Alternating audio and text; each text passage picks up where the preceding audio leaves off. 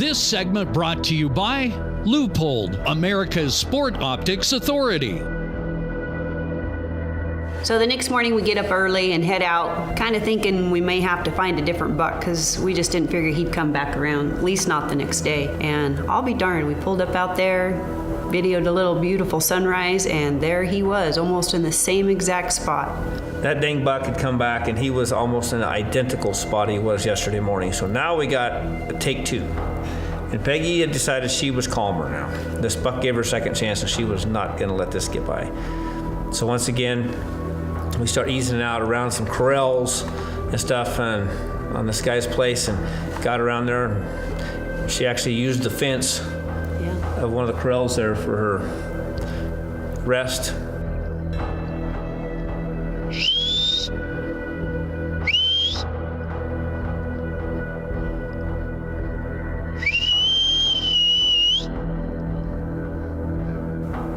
And she didn't give me no time to film this time. This girl's not messing around. She gets that gun up, gets it over the fence, and I barely get the camera on the buck, and bam, whop.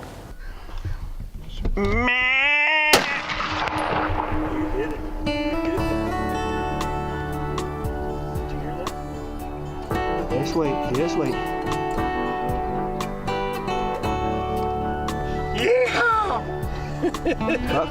Well, once we have the buck down, Peggy just couldn't hold it anymore. She had so much emotion just flowing through her, and she came to tears. She worked so hard on this and didn't get the buck she wanted, then did get the buck she wanted next, and it was pretty emotional, and Neil was, I think, every bit as happy as Peggy. I got very good footage because she shot before I was ready, but we got something.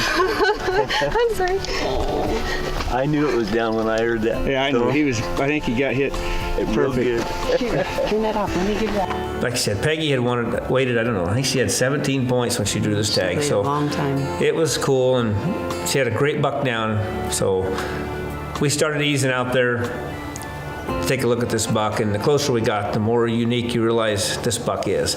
You know, his prongs were way up towards the top of his horns, not antlers.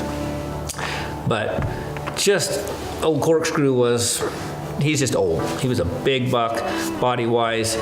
He had real good mass, and he was just a beautiful buck, very unique. Peggy got it done this morning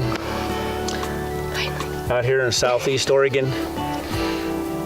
As you seen yesterday, we put the stock on this guy a couple different times. We just couldn't make it happen. She had her heart set on this buck.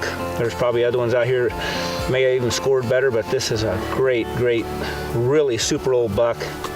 He's got that point there on the end of his nose sticking up right here. It's pretty cool. So as always, set the antelope up, took a lot of great photographs, high fives, hugs, and appreciation, and then back to camp, showed off to the other daughters and grandkids, and I like to say, I think it was more fun for all of us just watching Peg take that beautiful buck as it was for us to ever have a tag ourselves. So that's what it's all about.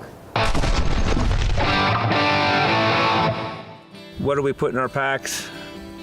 Well, mine I have loaded down with more garbage than you'll ever imagine. She showed you the basics, and it's important to have, always be ready to spend a night in the woods. It's not a big deal. It's not going to be the most comfortable night you've ever spent in your life, but if you have a fire starting kit and you got the basic things you need, you got some water, even if you don't have no food, you're not going to die of starvation, okay? It ain't going to be the Taj Mahal, but you'll survive. So just get tough and live. The secret to survival is not dying. But yeah, what do we put in our packs? Obviously, just way too much. That's for sure. Check out our website, the only place you can get special deals on the gear we use and believe in. Proudly brought to you by Cryptek Apparel, from the battlefield to the backcountry. Leupold, America's Sport Optics Authority. Matthews, makers of the new Halon bow. Mountain Ops, there's no off-season. And Onyx Maps, visualize your success. We are do-it-yourself, backcountry big game hunting. It's our extreme desire.